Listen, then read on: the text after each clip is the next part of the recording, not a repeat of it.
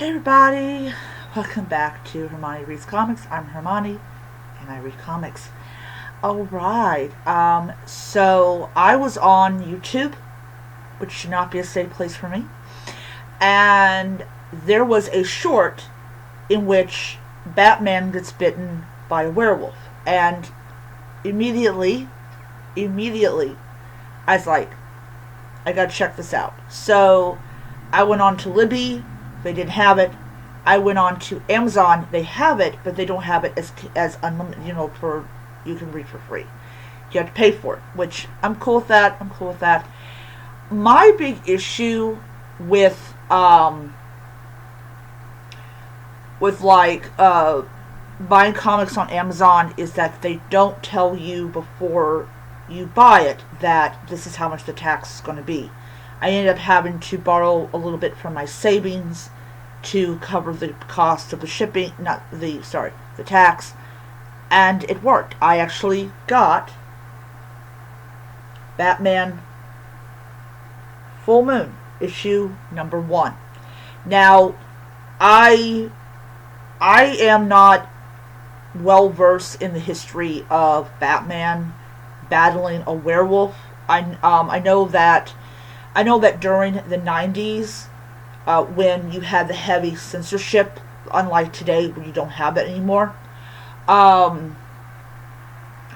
you had, there was no depictions of supernatural things. And the impression that I got from that one particular episode where that Olympic medalist takes this stuff to become stronger and then he ends up turning into a werewolf was that it was depicted mostly as a byproduct of science instead of it being supernatural. My own impression of that, people might get a different impression of it, but my own impression of it. And it's okay, that's all good and great, and Man Bat was, byproduct of science and everything like that. But one of the things I really like about them getting rid of the censorship and the rules and all this stuff about supernatural creatures in comic books is that we can have Batman finally not just battling a werewolf, but suffering the effects of actually being infected with lycanthropy, which is very different than I think has been done. And that's only from the small teeny tiny video that the guy over at Dan did. So this is going to be Batman Full Moon, and this is basically Batman fighting a werewolf, and Zatanna has warned him that he's not going to get out of this unscathed. I am so stoked about this, and I believe it's issue 4 is coming out next month.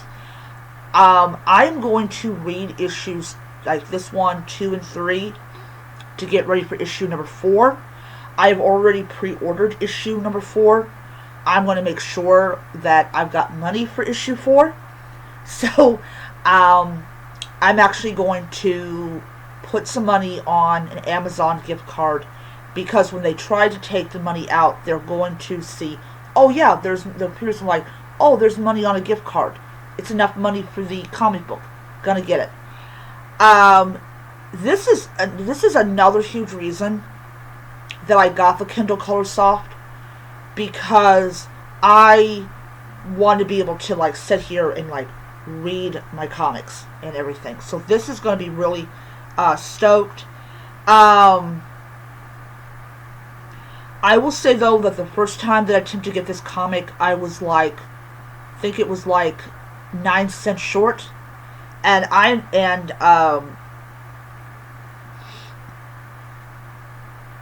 yeah, look at this. Now, someone said on Reddit that this cover glows in the dark. Well, it doesn't do it here because, it's a Color Soft, so there's no glow in the dark type of thing going on. But this cover is so freaking badass. I love this cover. And I love that they're doing something new with the one. Oh, this is a Black Label. So, for people that don't know, the difference between a Black Label comic and a regular comic is that the Black Label comic is more violent, I believe more graphic. Um, I got a Black Label comic years ago, like back when I started like trying to collect comic books. I got Black Label. I also had Black Label. I think it was Beyond the White Knight. Um, yeah, and then we got the for Absolute Wonder Woman. Um, oh yeah, okay, cool. This isn't okay. It's not black. So it's a black and so the digital version of it is black and white, but the inside of it is beautiful color, absolutely beautiful color. Um, so yeah, and also Black Label comics.